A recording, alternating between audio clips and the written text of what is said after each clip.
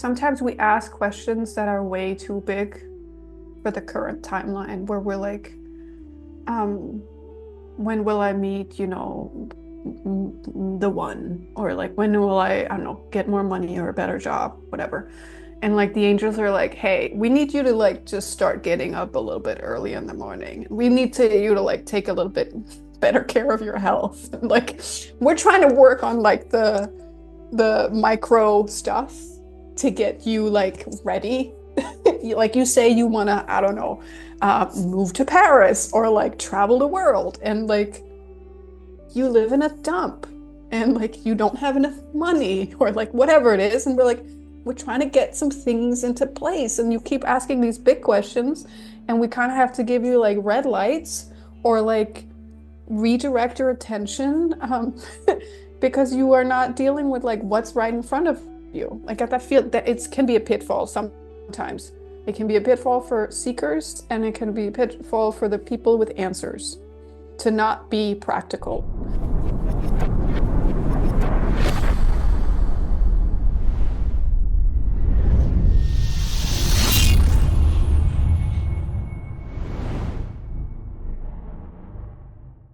Hi guys, welcome back to the Numerology Show. I'm so totally excited today to have a very special returning guest, Novalee Wilder. Now, if you caught her in our first episode, you'll already know that she is a powerhouse in the world of numerology. She's a professional numerologist, she's a writer and a teacher, and she's the host of the Numerology podcast as well. But today we're diving into something a little bit different, and that is angel numbers.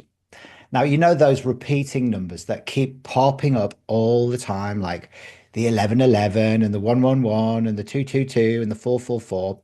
Well, are they really just coincidences, or are they divine messages guiding us on our path?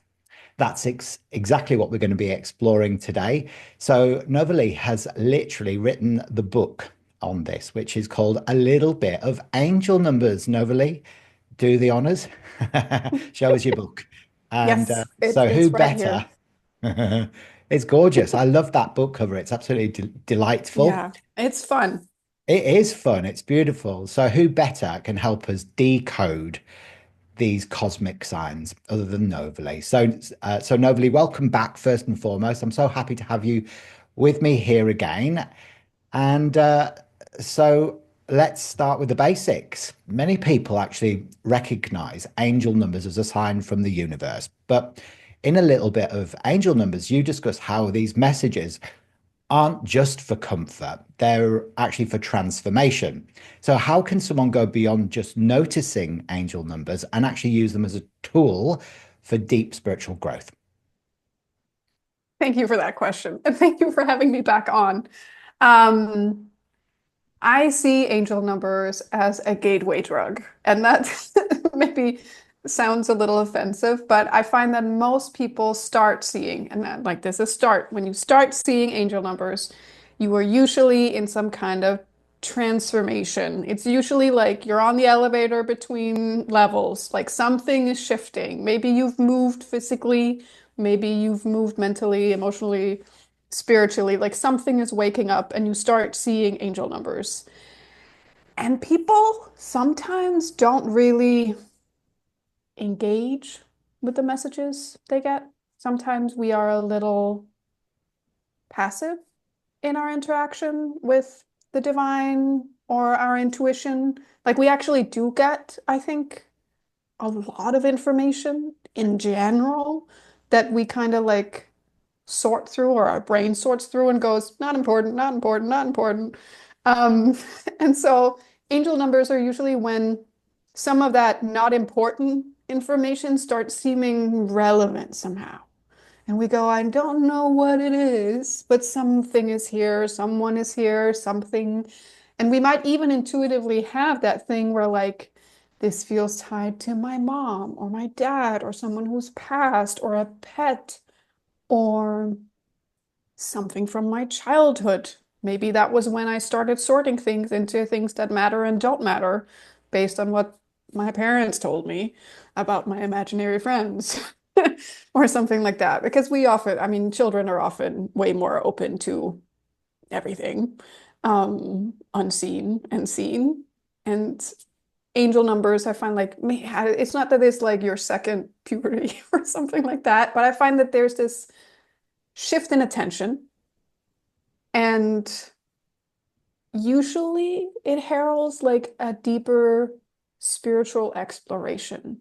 So while angel numbers are really exciting, and I mean I wrote a whole book about them and I love talking about them, they are usually also kind of stepping stone to more like in-depth exploration. Um, but I kind of want you to ask me what one should do if one sees them. Can we maybe go there next? Oh yeah, Or do you have, 100%. So maybe I'll yeah. start, I'll do that then. So what should one do when somebody sees angel numbers?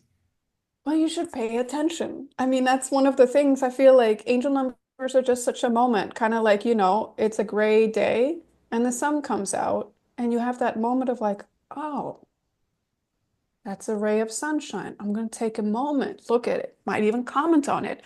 That's so nice. To me, angel numbers are kind of like those, like the sun comes out for a moment and we go, what was I doing? What was so important? Like sometimes it's just that shift in temperature that angel numbers can also kind of indicate that we go, oh, I don't have to rush so much. Or maybe they say you should rush. It could also be the message. You should pay attention. Like all good things that are tracked, we get more out of them. Like if you want to change anything in your life, I think you should start by tracking it, whether it's um, negative thoughts or what you eat or stuff like angel numbers, because usually they're, I mean, kind of like your intuition, like there's something you already know, and the angel numbers is a confirmation, or there's something you're thinking about, and the angel number is an affirmation. There is something going on, and you need a nudge. That's the angel number coming in. Or there is like, you already have the language of angel numbers, and you're now starting to like talk in longer sentences. So, like, maybe some of the information coming in is not so simple. Maybe some of the stuff you're dealing with is actually kind of complex. And like that thing, like, why am I seeing this number? Okay, you needed a break. You needed a pause. You needed to refocus. You needed to have a moment to go, like, what's going on? Who's going on? Like, how is it? How am I going on in this moment? And maybe I need to believe a little bit more. I find that angel numbers often like nudge our like belief and our belief system and our sense of there is something more than me. There's something more on the line. There's something more in my space. And that's a comforting thing and it can be helpful. Hmm. Absolutely. I love that. It's interesting because I started, seeing those typical angel numbers, but when I was 16 years old, and God, I think back now, I'm 53 now, so that's like 35, 40 years ago or whatever. And I didn't get it, when I first started seeing it, it was everywhere and it was really dominant. And although I do notice them now, not as much as I did then, it was, and I think that was through that adolescent awakening that I was going through. And it was more the 1111 that I was seeing everywhere. And of course, now that particular number, everybody, sort of when they talk about angel numbers, it's one of the first numbers that comes up. It's Um, the Main Street number. it is, but it's like A we've little progressed bit. so far beyond the 1111 now because the number sequences have been getting a lot more complicated, haven't they? Yeah. Yeah. Yeah. So I kind of want to ask a question back. Like, was there something specific? I mean, you say like spiritual awakening, like around when you started seeing them, were there other things coming online that maybe were clearer or louder? How specifically? Well, I just like maybe was something going on in your life in general where maybe you also needed support? Oh yeah, 100%. Like I was going through puberty. And of course it was just that whole sort of, rite of passage into adulthood, where I was contemplating, the next step. And of course, for me, it represented a lot of my spiritual awakening. That was the time. I remember in our first conversation, you said that you were hooked into going into metaphysical bookstores and you'd spend hours like reading through the bookshelves. I'd be doing the same thing around about that time. And of course, I was hungry for information, but I wasn't prepared. I don't think Mm, at that point to be able to fully understand the extent of the information and how it aligned with the ascension. Because, when, I asked, it was the ascension to me that was connected with the number 1111, but I didn't understand what that even meant. And I couldn't yeah. even really theorize it. I didn't have the capacity to fully understand or integrate the information. So it was definitely an awakening, but it was more of a rite of passage, I think, from adolescence into Mm, adulthood for me at that time. yeah. Yeah. I think it's one of the things I like about angel numbers is that like they're usually people have like a specific moment in time that they're introduced to them. And even if you go, I just saw them a lot. I don't really know, like I didn't engage or I don't know, journal about it. I was just like, yeah, there you are again, following me around. And I feel like that's one of the things I try in the book is that like we can do really complex stuff with angel numbers. We can read them as like longer sentences. We can go really deep, but I feel like they're kind of like just hearing like I have different things that I've over time realized, oh, this means like this sign means that my angels are close, whether I hear wings flapping or I see butterflies or I specifically see the numbers. Now I see numbers all the time everywhere. Like I can't, it's like an overlay for me, so I don't feel like I can really differentiate so much. Um, but to me, also like just having a period of time with a lot of numbers showing up to me just seems like there was a lot of support around you, probably because you didn't maybe feel so supported. And even if you couldn't fully take in like also the team that was assembling, because you, I mean, kind of like I had that too. Like I would read books and be like, I don't know if I've lived enough life to put some of this into context, not just human life, but like spiritual life too. Yeah. Maybe I have traveled in my mind, but maybe I haven't traveled far enough for some of these ideas. Or maybe I do need someone to break it down even simpler. I need another nervous system to like make me feel safe while I like hear these things. It's just, like it's just interesting. To me, it's like hearing wings when they show up. I'm like, okay, something or someone is here. Yeah. I'm not alone.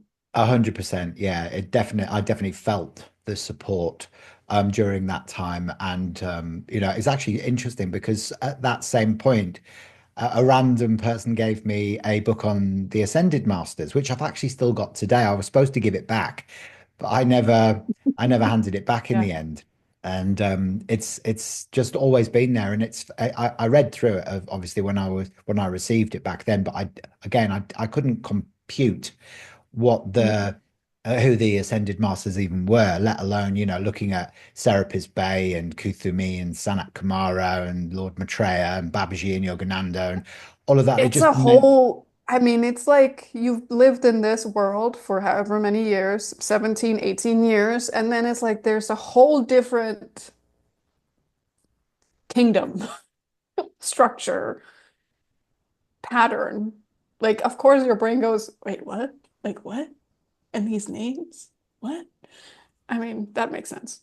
yeah, it's amazing. So, your book talks about the Yes. universal meanings of angel numbers, but also how they can be personal. So, how can someone differentiate between a general interpretation and like a message that is actually uniquely meant for them? See, this is interesting, right? Because I find this, I'm going to draw a parallel to something from acting, and that is that I have learned that the more personal you get on stage, not private, just personal. The more personal you get, the more universally your acting will touch other people because we are all just made of the same stack of emotions. just slapped together slightly differently. So when is it personal and when is it universal? Like cliches are often true. I find that like usually what people get confused about are the basics. Green means go, red means stop. Kind of like that. Like we're like, and how and when, and I'm like, is it a go or is it a no go? If it's a go, you need to go. If it's a no go, you need to stop. Like it's usually that clear. Um, Another parallel from acting, I had a teacher when someone was like, "Oh, I don't know." He's like, "Is it good or bad?" And the student was like, "Well, I think it's a bad emotion." Okay, what kind of bad?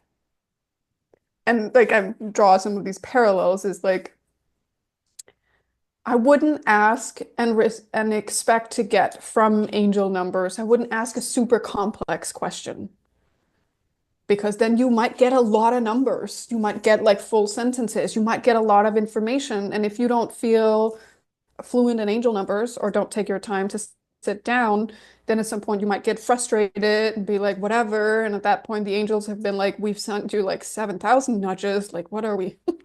What do you want here?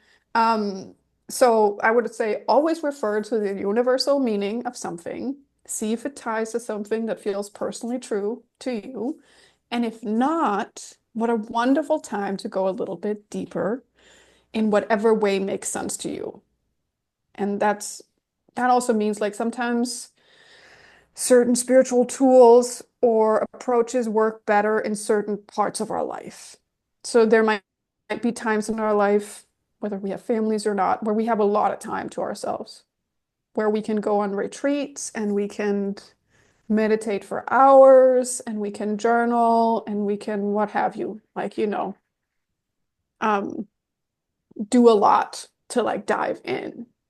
And if that's where you are, if you're listening, then I would journal more, I would go deeper, but I would also think that like if you have that time, maybe yeah, angel numbers are actually not like your main thing. Maybe you have another main thing, and maybe the angel numbers are saying, remember that main thing you had? Remember that. Like green light now, go do that thing.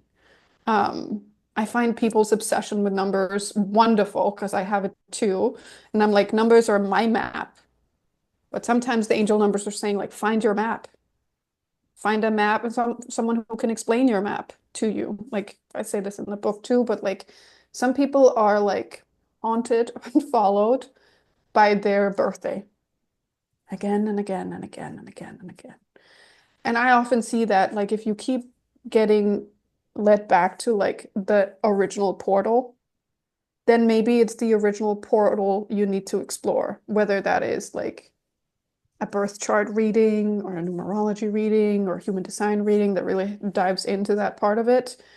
Or maybe it's getting like, more initiated into any of those. Maybe you need to get a past lives reading. Maybe there's something really stuck in that whole portal. Maybe you need a somatic practitioner who can take you back to that moment of birth and be safe with you while you go through it. Maybe that's it. Um, Tying this back to the other thing I want to say. Uh, if you don't have time, which is usually when people say, "Ooh, yeah, I don't have time. Tell me the quick thing." Like, what is the quick way of doing it? And it's to start talking back. Like, start talking back. Be like, "Great, that was the information. Based on that information, I'm gonna now take an action. And once I've taken that action, I'm gonna need more information." And I'm like, "Great, do that. Get a nudge, act on that nudge, ask for a new nudge." Like that is also a way to deal with it if you don't have time to go deeper with it. Then it's like, Yeah. well, then take action. If you don't have time, you need to take action. I love that. It is all about taking action because, you can receive as much guidance, from the angels and the universe and your galactic team as you like. But if you don't actually listen and then take action, then nothing's going to change. So, they kind of want us to take, sort of assertive action towards our goals and dreams, and they want us to fulfill our purpose, and they want us to be happy ultimately. But if we just keep on turning back on their wisdom. Do you feel like their whispers deteriorate? Do they stop giving information if you don't listen? I think it's more that like um, sometimes we ask questions that are way too big for the current timeline, where we're like, um, when will I meet, the one? Or like, when will I don't know, get more money or a better job, whatever. And like the angels are like, hey, we need you to like just start getting up a little bit early in the morning. We need you to like take a little bit better care of your health. Like we're trying to work on like the micro stuff to get you like ready. Like you say you want to, I don't know, move to Paris or like travel the world and like you live in a dump and like you don't have enough money or like whatever it is. And we're trying to get some things into place. And you keep asking these big questions, and we kind of have to give you like red lights or like redirect your attention because you are not dealing with like what's right in front of you. Like at that feel that it can be a pitfall sometimes. It can be a pitfall for seekers, and it can be a pitfall for the people with answers to not be practical. I find that my soul, when I go high up enough, my soul has absolutely no problems and no concerns because we're all one. It's all cool. It never ends. There is no death. We are infinite.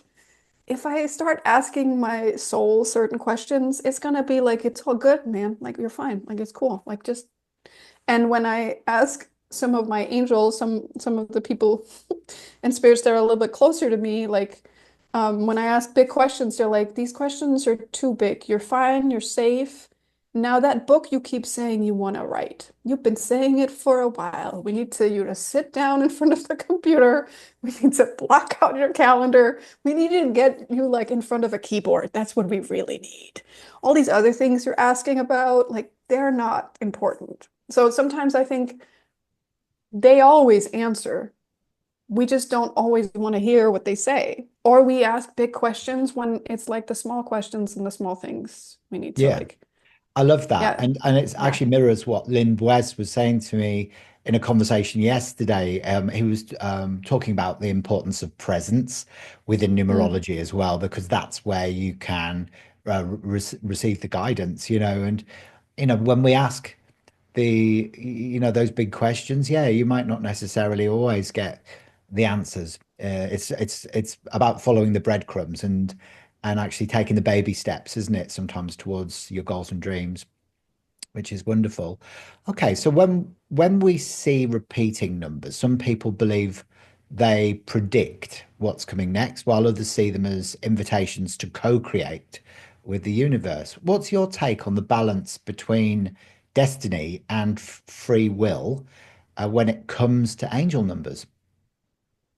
I think it's both, like what you were just saying. I think, yeah, tying it all together. The more present you are, the more you co-create, and you don't just react. Because that's how it feels. Like if you're not paying attention, then things feel like they slam into you, and you have to react to the slam or the car crash of life. The more present you are, the more you can not only see things coming towards you and be like, oh, yes, I want to catch that thing. Yes, I want to say no here. You don't have to come in the door. It's fine. You can stay out there. No, no, we don't need to do this whole thing. Um, I find that like in general, it can also be really scary to be super present, especially if other people are not present. Like I find that I'm going to draw another parallel to acting here, but um, acting is living truthfully under imaginary circumstances, meaning like you're on stage and you know it's a stage and you know you're a character, but you have to live on that stage as if whatever else is going on is real. So you have to really, really be in that moment where you decide, okay, I'm Juliet and Romeo is dead. I think I want to kill myself too. You have to be present in that moment. And I find people are not, people are really, that's why people love acting because they are looking at someone super, super present with whatever is going on. And we can live through that moment with that person. And we don't always want to be super present. And we don't always want to live through the moment we're actually in. And we don't want to co-create because that can also be kind of painful to in that moment realize that like, I think I say that in the book too, that like we're really, really scared of rejection. Most people are, but most of us are also really, really scared of expansion, of becoming bigger, of melting into something, of becoming one with the divine, but also just one with the body we're actually in, not the body we dream of, but the body we're actually inhabiting, um, the place we actually live, the person we're actually with, like. Presence is like so seductive and interesting and so painful when you arrive in that present moment. You realize, oh, it's scary to be here with all my emotions and scary to be here with all my thoughts and scary to be here. Maybe if while I grew up, the present moment was dangerous and maybe my caregivers were not present with me. So I decided not to be present with them. Or that like sometimes when I reach the present moment, I go, "Ooh, I'm all alone here. Everyone else is like doing their own thing." Like I think it's a very human thing about like tying, like really truly arriving in the present moment. And I think more and more people, while we do wake up on higher and higher spiritual levels, and I do think the earth is going through an ascension process, I think a lot of people are checking out too. Hmm. Yeah. So when you say that you feel like people are checking out, for what purpose do you feel like they're checking out? Well, I think there's certain layers to this. I think we have created a world that is more connected than ever, but also with a huge amount of loneliness. And I think, you know, we pair social relationships where we follow people online, we feel like we know them and we spend time with them online and we don't spend time with real people in real life. So like there's this like connection and humans grow from human connection. We can grow through parasocial relationships, but we can only grow to a certain point. Kind of like any spiritual practice, I find that the true test of any kind of spiritual practice is the day you try to pass it on. Then you realize if you have embodied knowledge or not. If you need to go back to a book, for example, to be like, wait, how does this go again? And like you're like, oh shit, I didn't actually like incorporate this. It didn't become mine. So I can't really pass it on. So I think we check out because we've created a world where there's not enough back and forth. Like we sit here and there is a back and forth, not just of questions and answers and energy and ideas and things. But a lot of what's going on in the world is people play ball with themselves. Like they don't actually like have someone to talk through things with, talk their life through with, share their life with. And I think that means that we're going to get super intelligent generations, but they're going to be stunted in certain ways. And there are also like specific fears that come with being chronically online or chronically um, reachable where I think there is actually, I grew up in the 80s and 90s, and like not being able to reach people is actually like a safety in itself. Like being unreachable is like a luxury that I love sometimes to like not check my email all the time. This is getting off a different track, but like I think in general, like people growing up now are able to channel and share information on a higher and higher level because we live in such an information age. But I think there is a trade-off, Mm, like a lack of grounding. mm. Interesting point. Yeah.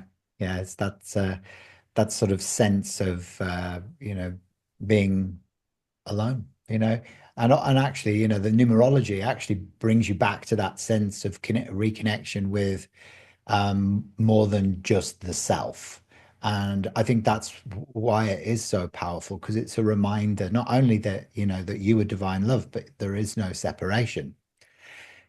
So you're an expert, aren't you, in Chaldean numerology and traditional name numerology.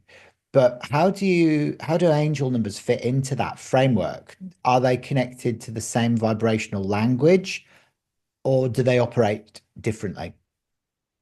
Yes. So I've used Chaldean numerology as the base of a little bit of angel numbers because when I looked at, there's so many great books about angel numbers. Like there's so many great people have written, books on angel numbers, not just like back in the 90s, but like all through. Like they are, the new mainstream spiritual field. And I couldn't find a book that actually had a foundation in a numerology system. They seem to be channeled and channeled well, and they seem to be inspired and inspired by higher powers. But one of the things I love about having a system is that whenever you get lost, you can kind of return to that system.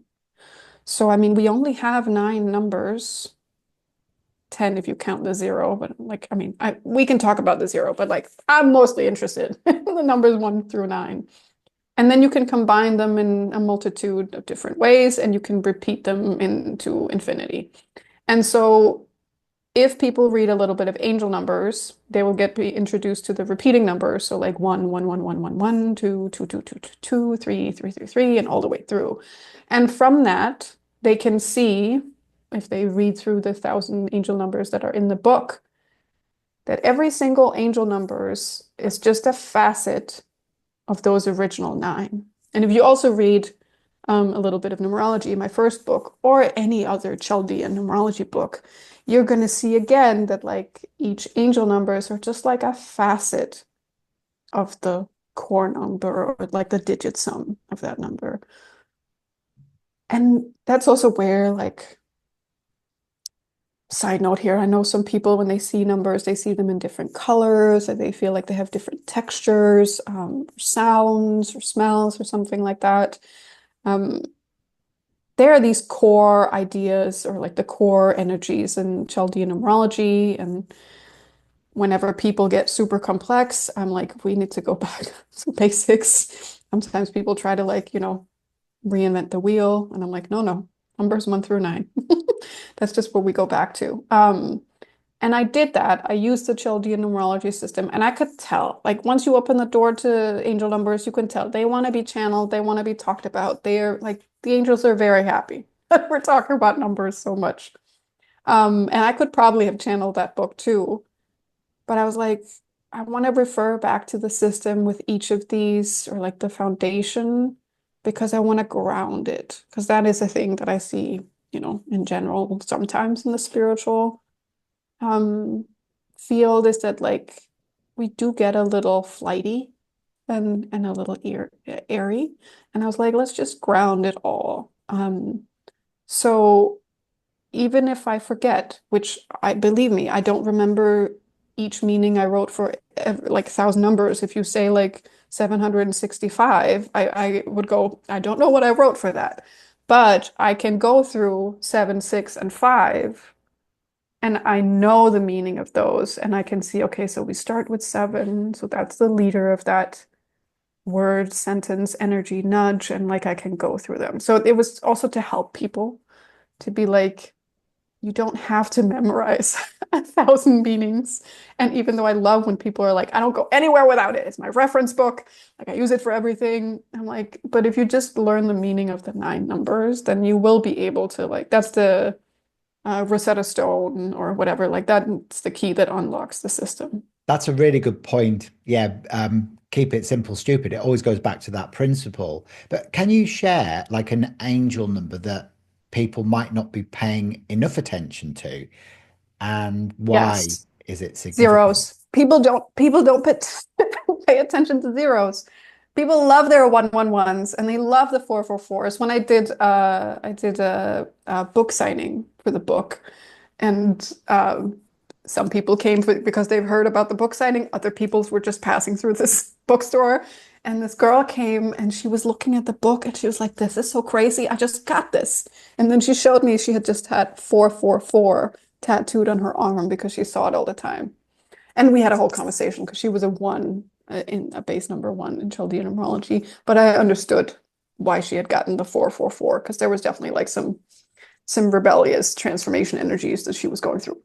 All this to say, the number that people sleep on is the zero.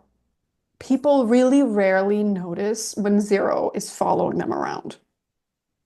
The, it, I, People don't notice, and it's like in a lot of places. It's like they only see, for example, like the number 4,000. I don't know, you see like 4,000 or something somewhere. You just see that four, you don't really notice the zeros. Um, and maybe it's divine design because like zero is like the number of potential, like the moment before something happens, before inception, conception, before the thought, before the impulse, like just kind of like this gathering of energy before something happens. Um, but I find it so interesting when I start seeing a lot of zero because I'm like, ooh, I don't know what's coming, but something is coming. And also like what happens in your body if you don't have more information than that? Something is coming, something is changing. We're turning the page, we're maybe ending the book. Or we could also say, because zero is like before the one, it's like something just ended. And this is the energy left over or the energy released from that ending. So people pay attention to endings and beginnings, but they don't really like focus on that pause. And I feel like people are gonna like they say anything after this thing, they're gonna be like, yeah, try to like pay attention to the zeros, but like they're really hard to notice. And I'm like, yeah, it's the whole point. They're a little bit like shadowy, secret, silent little zeros. They are. It's such a good point because, I'm probably one of those people that doesn't really notice the zeros myself. And, I'm like you, I'm a bit of a, sort of a traditionalist. The 1 to 9 mean everything to me. And actually, within the color mirror system that I work with, which, is a numerology based color therapy system, um, I kind of just work with, mainly out of the 87 different bottles. Really just the numbers 1 through to 9 and maybe 10 and 11 and potentially 22. But I don't really, it's not that I don't connect with the other bottles on a personal level, but I just prefer the strength of, the original numbers. So, it's such a valid point. So I'm going to start noticing zeros a lot more in my life now and think I of, mean, it's the thing, it's like it's the thing that you go, what does this dish need? You know, like it's maybe a little bit of umami flavor, or like it's like that thing, like it's something like a tip mm, of your t something missing. Could there be something more? I it's also think this is totally, because I also ignore a zero all the time. But that thing of like, are we sometimes a little addicted to the punch of some energy and a little dismissive of the subtler energies, even though we deal in certain like energy work is usually actually subtle. Sometimes it's punchy and big, but even within that spectrum, we can be like, oh, this is too far off the scale. Like, who cares? I'm like, maybe there's something there for all of us in the yeah. like the tiny little adjustment. Doesn't all have to be all or nothing or big, bold. Like it can be just tiny little adjustment.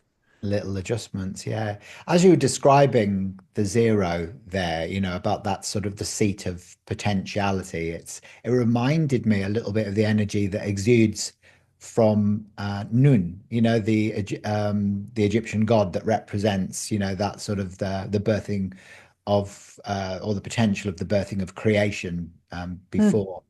and that Yes. vibration that's very connected to 0 point, which is that platinum energy. So it is a very wispy, quite almost etheric Yeah. vibration, And I isn't mean, it? like, the more you sit with it, the more you'll be like, I do know what element it is, or I do know, like, if I think about it as an egg and what came first, the chicken or the egg, but like, I do know that there's something in that, like, initial moment before it's decided what it's gonna be, just it's gonna be, Mm, like I have a specific thing that sometimes when I don't feel so connected to humanity, I watch audition tapes from like American Idol or someone's got like talent, whatever, and I look for the moment before they open their mouth and sing. There is such presence, usually. There's so much on the line, and we don't know if they're going to be good or bad. But there's that, like, there's so much potential in that moment, and I think it's so beautiful and human. It's so human. They have so much on the line, even, yeah, even though it's a TV show, and like sometimes you think, I mean, is this really gonna change your life? Maybe it is.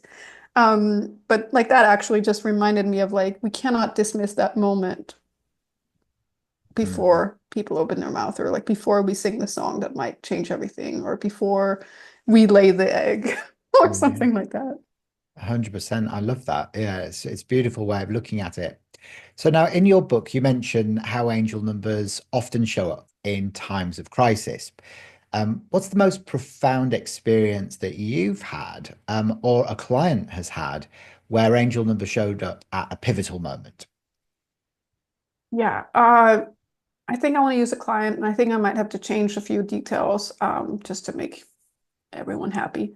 But I had a client who was going through not just a name change, but like a huge, there was like a divorce and a family upheaval, and all like the numbers were coming thick and heavy. And we had already sat through a name change, and it was beautiful because there was a beautiful like honoring of like maternal lineage and releasing some of the abusive patterns in some of the male names and reasons for naming that had been passed down. Not that that's always so, but that was definitely like there was some reclamation happening about like power. And there was a lot of ancestral energy. And she went through it. And then she wrote me and was like, these numbers just don't stop. Like, I think I need to, like, can you, like, I don't have time for a session, but like, can I pay you just to like talk through these numbers? And so she gave me a bunch of numbers. And for readings with people, I don't like pull out a little bit of angel numbers and tell them the general meaning. For readings with people and angel numbers, we sit and we look a little bit deeper and like, okay, what's your birthday?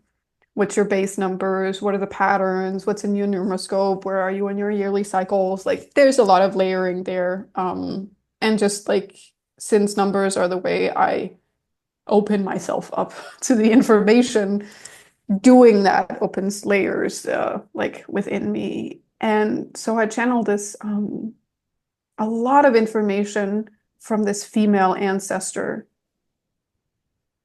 And I even got like some names through that wasn't anywhere in her stuff. And afterwards, because I am not a medium, I get that, or at least I don't consider myself a medium. I've definitely done some mediumship things, but I haven't trained for it. So when it happens, I'm just like, okay, I guess someone wanted to come through. But the message I got back from her, like not only had I apparently named an ancestor that I didn't know about with these names, but like she really needed that message of both like encouragement, but also a little bit like no nonsense, a little bit like cut your losses, burn the barn, fuck them all. Mm, Like she needed to hear that it was okay to like not just close the door as a nice girl, but slam it as mm, like the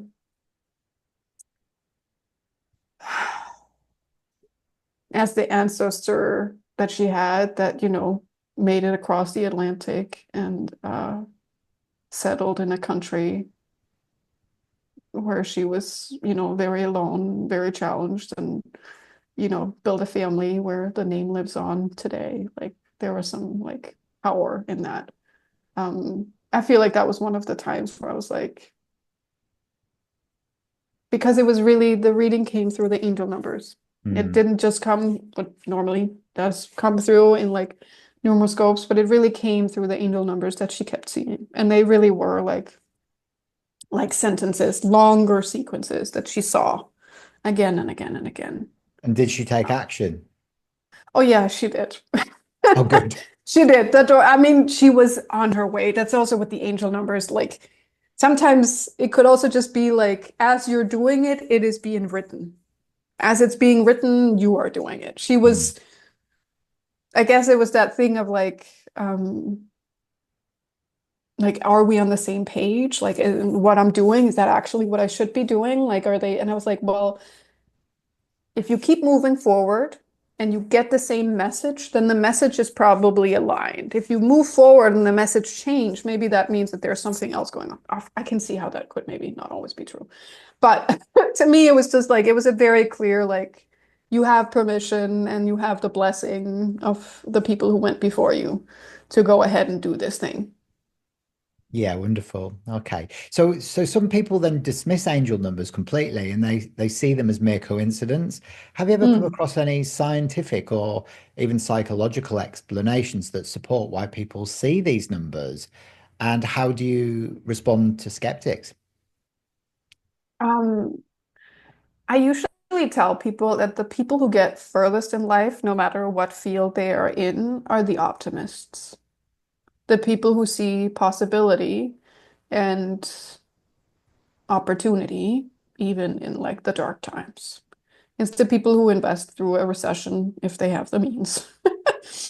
Um, and for example, I choose to believe that I'm living the best timeline, the absolute best timeline. And even when things are really, really challenging or very sad, or I feel like a victim or boohoo my childhood, because boohoo my childhood, that's very real to me. I'm like, but if this is the very best timeline, then I'm gonna make the most of it. I'm gonna like believe in it. And there's been studies on our brain and our like what it likes to focus on. And our brain loves a pattern. It goes, what's the pattern you want me to look out for? I will look out for that pattern. Like if you want me to look for specific birds because we have to eat some birds or some deers or whatever, or like if you want me to differentiate between specific plants that could be confused for other plants, and one plant is like something we can eat and another is poisonous, I will get really, really good at figuring out what is the right plant. So like there's some patterns here. Like if you tell your brain, I'm seeing a lot of like 111, your brain will go like, you're right. We're seeing a lot of 111. Let me go find you some more 111.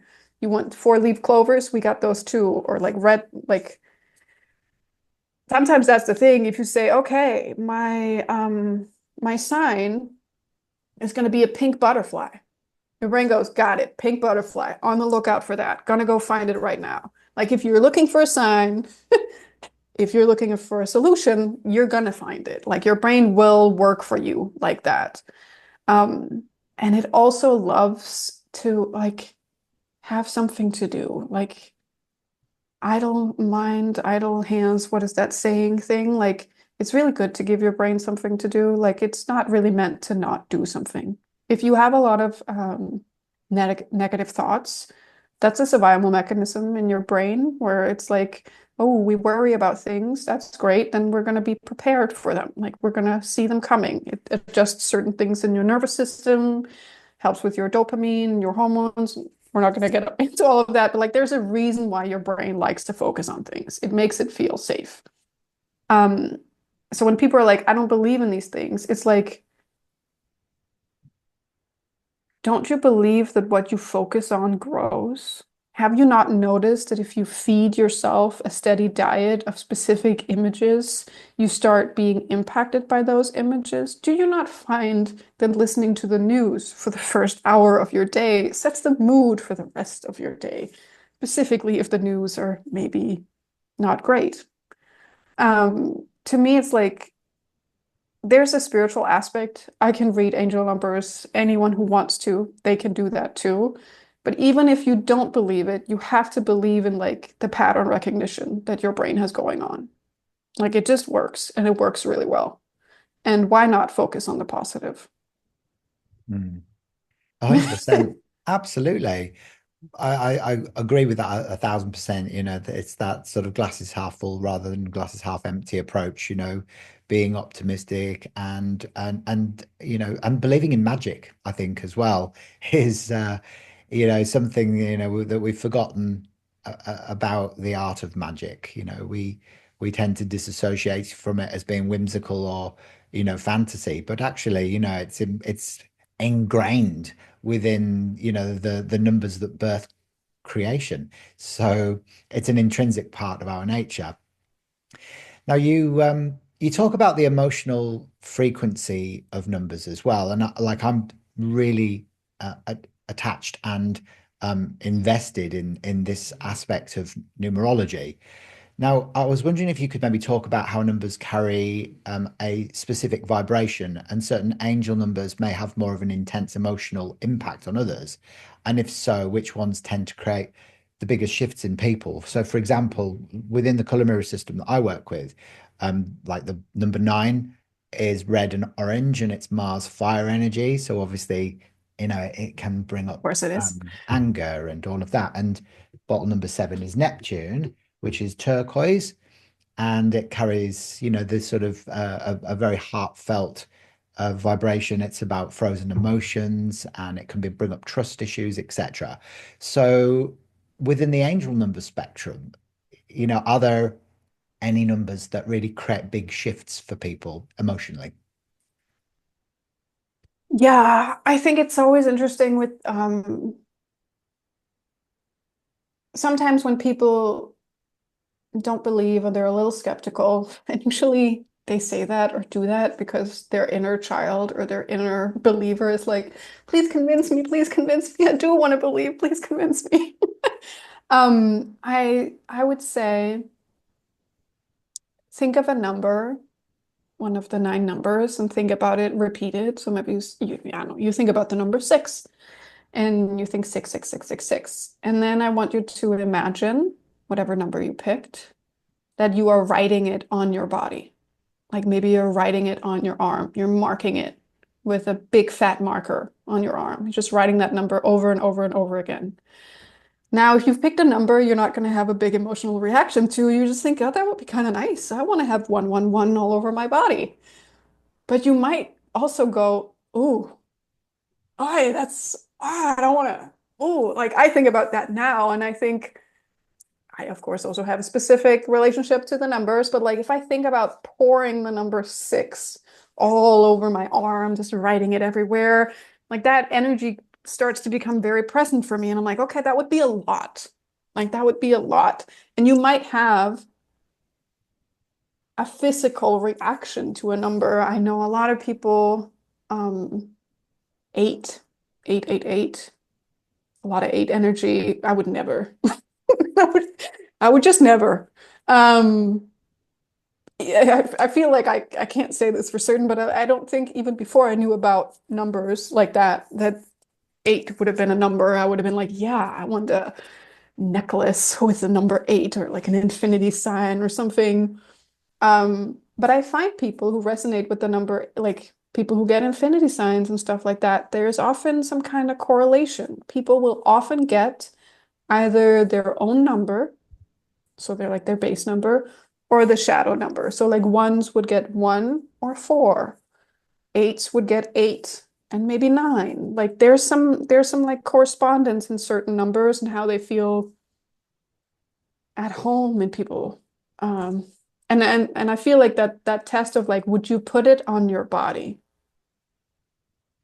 Is sometimes that thing where the body goes, no, So no, I wouldn't. I would not want that. you just had quite a big reaction then to the thought of putting lots of 8s all over your body as a negative. Yeah. Like, why? Like, what does it mean to you? What feelings did it evoke within you? Well, so 8 is Saturn, and it's karmic, and it's the timekeeper and the lesson master. And not only, I mean, I love eight people. Like I have lots of eights in my life. I would not say that I fully understand them or that they understand me. And that's beautiful in its own way, but I can tell that something in me goes, oh, that's a little heavy. It's a little intense. It's a little not aggressive and not serious, but determined. There's a determination in the number eight where I'm just like, no, no, let's be a little lighter. Let's be like, let's lighten it up. Let's find like, let's invite in some fire and some air. Um, maybe I also like, I mean, I find this so beautiful. Like I one day I will write a book, I think, all about famous people and how they embody their numbers. Because sometimes I feel like if you want to know what it feels like to be a certain number, you could find like a specific celebrity and hear them talk about their life and their experiences and their emotions and how they see things like depression or anxiety or whatever. And sometimes I'm like, all you're telling me in this thing, even though you're saying it like people, like you're saying it as a general thing, all you're telling me is a lot about the experience of being that number. Like whenever I hear Jim Carrey after his awakening talk about his life, I'm like, you're an eight. You're talking like an eight. Like this idea of like you're not even Jim Carrey, you're just an energy pretending to be Jim Carrey, knowing that you are way more vast. I'm like, this is all eight energy. And one and eight, while we can't be friends, we are not meant to merge. So I don't want to merge, I guess, with the number eight. Yeah, I hear what you're saying. It's funny because I married, and my husband's born the same birthday as me, but he's an eight and I'm a nine because there's 1 year between us. And so for Hmm. me, that's great that the eight presence is in my life because it's definitely where I lack. But yeah, would I want it on my body either? Probably not, because as a nine, it is. I know that it's got a kind of like a robust sort of very controlled sort of aspect to it, that's also very independent. And there is as much as I love that number, for me, there's a disassociation from the number itself, as being very different from me, which is really interesting.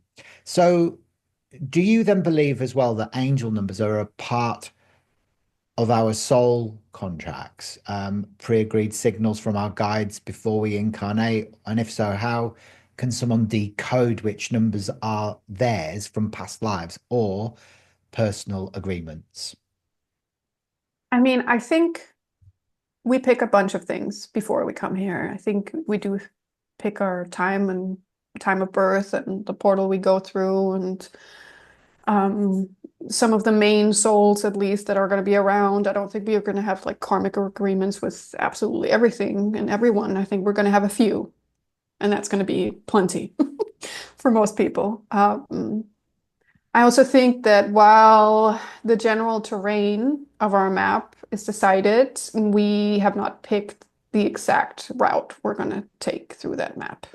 We know some of the big parts. Maybe we have some mountains to climb and some waters to like float around in at times, but I don't think, I mean, your personal angel numbers are going to be tied to your base numbers, according to me, Chaldean Numerology, and my angel number book. So, like, if you're born on the first, you're gonna have a connection with the number one. If you're born on the ninth, you're gonna have a connection with the number nine. There's gonna be something in you there, like for you there. That being said, if you're going through a period of time where you're seeing a lot of angel numbers, I don't think that's this predestined like that.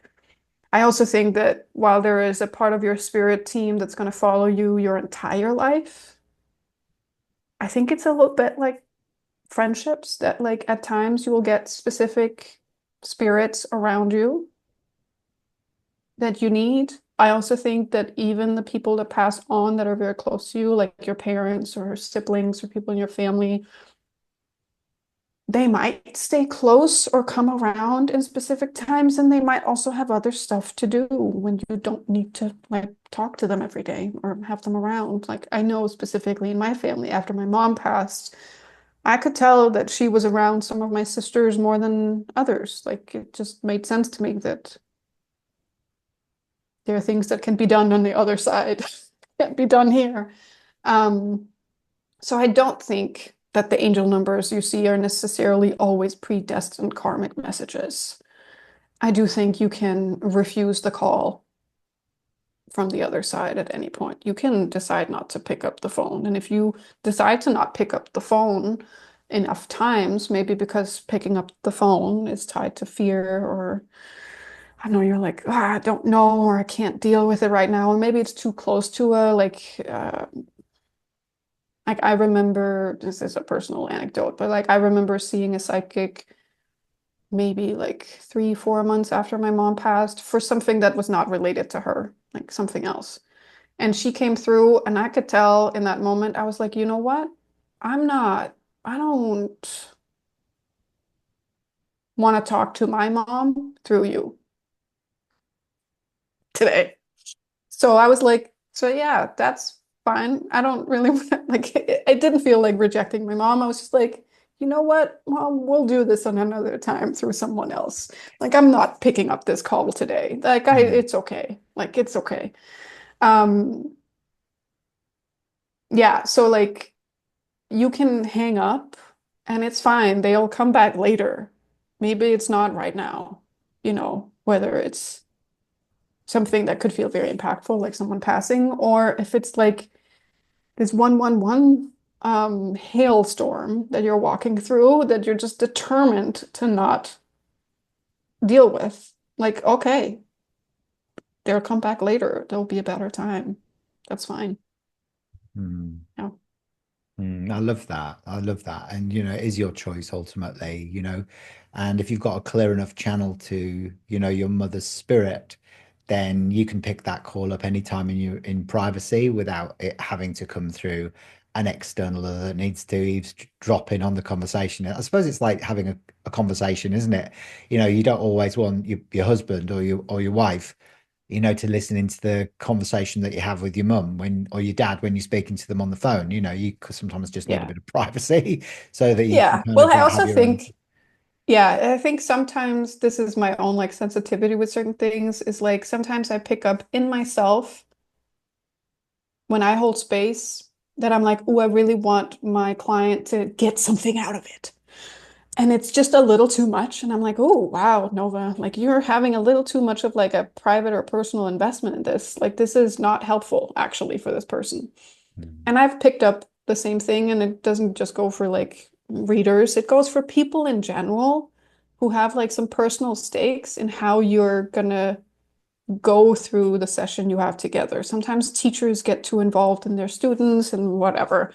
And I think with that person, I could just tell I was like, oh, there's a little bit, maybe a little bit of stake in you here about like, ooh, I'm more excited about.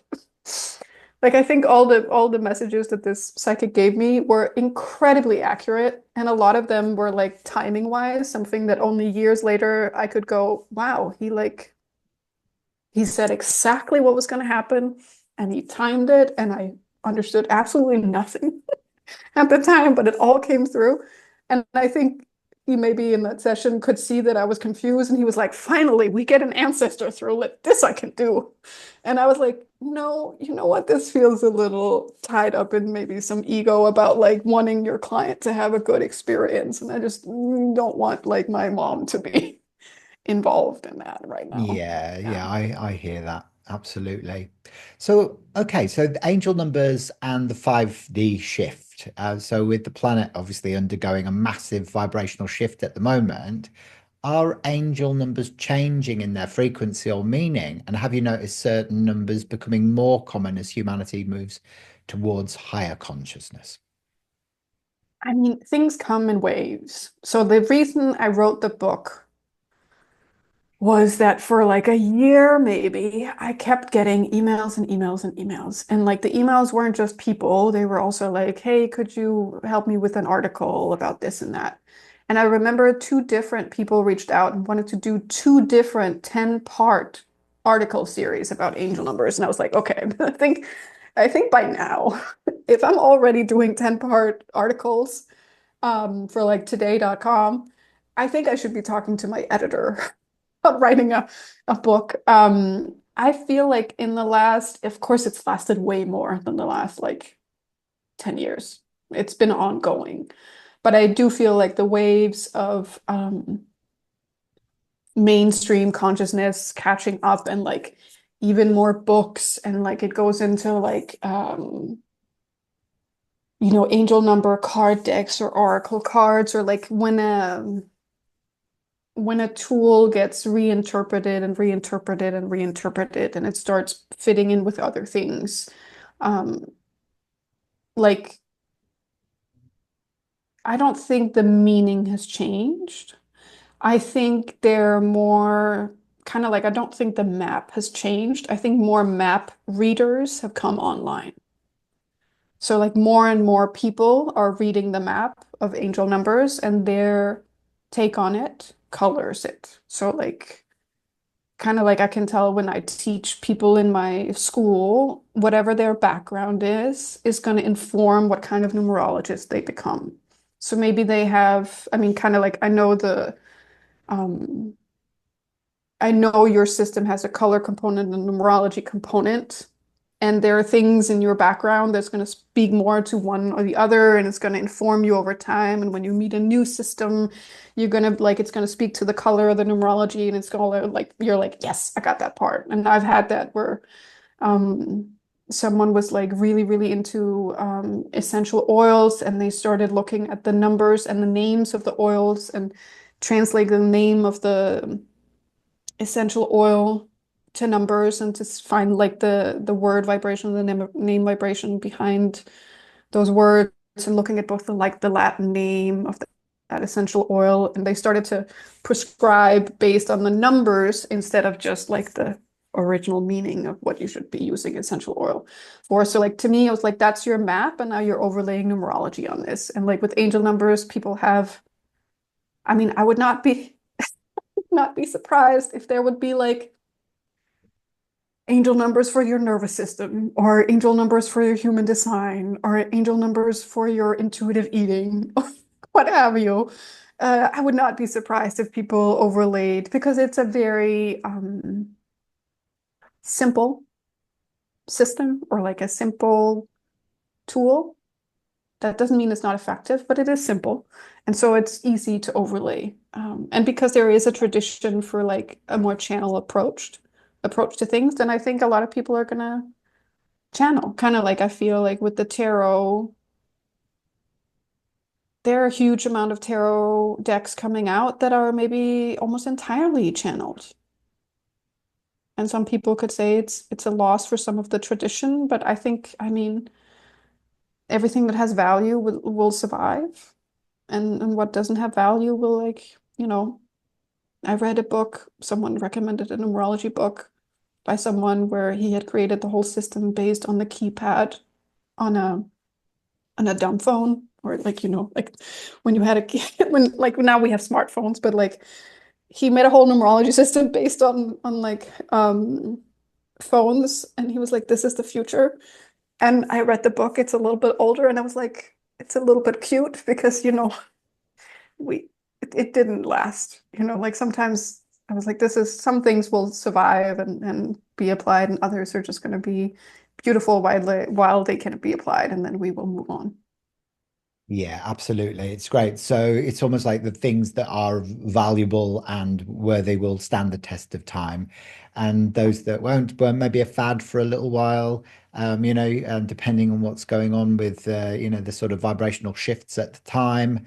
But it's all momentary. And, if you think about the originals, like Pythagorean, Chaldean, Egyptian, they all have stood the test of time, really, haven't they? Which is beautiful. And what a lovely way to, to sort of complete today's podcast. I've really enjoyed, having you back on the show, Novalee. It's been amazing. And where can people connect with you? And where can they buy your books? And or even enroll on a course?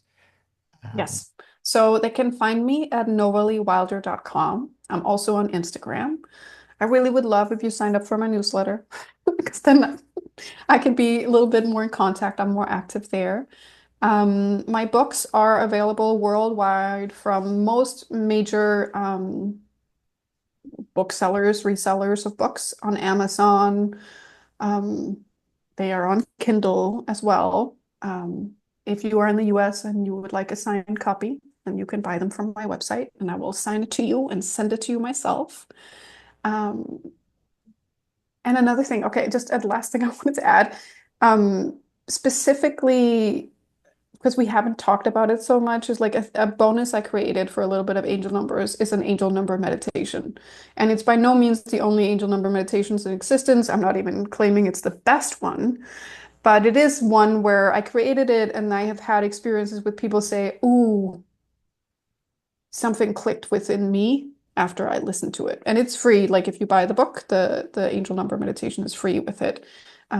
Just tying it back to that thing about like maybe some things are momentary. I'm not sure my angel number meditation will like be something people listen to in 20 years, but maybe it's like the touch point that gets something to click or like with your book and the Ascended Masters is like you didn't get it, but something was like some seeds were sown from it. Yeah. So like find a little bit of angel numbers everywhere books are sold and find me at novaleewilder.com. Fantastic. That's brilliant. And I'll put all of those links in the description below the video for anybody who's watching. So, Novalee, thank you so much once again for sharing your wisdom with us today. Angel numbers are such a fascinating and powerful way for the universe to communicate with us.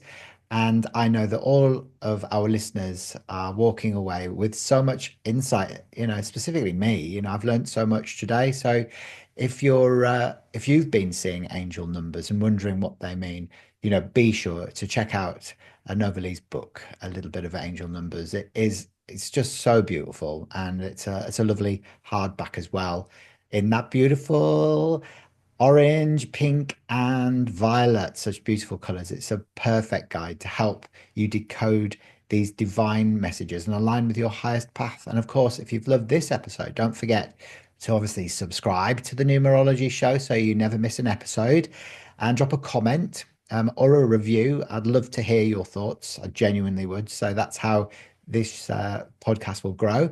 And also share this with a friend as well, who keeps seeing angel numbers. And thank you once again for tuning in. And remember, when you see these repeating numbers, the universe is speaking to you. Pay attention, trust the signs, and keep shining your light. Until next time, stay aligned and keep listening to the numbers. Bye for now.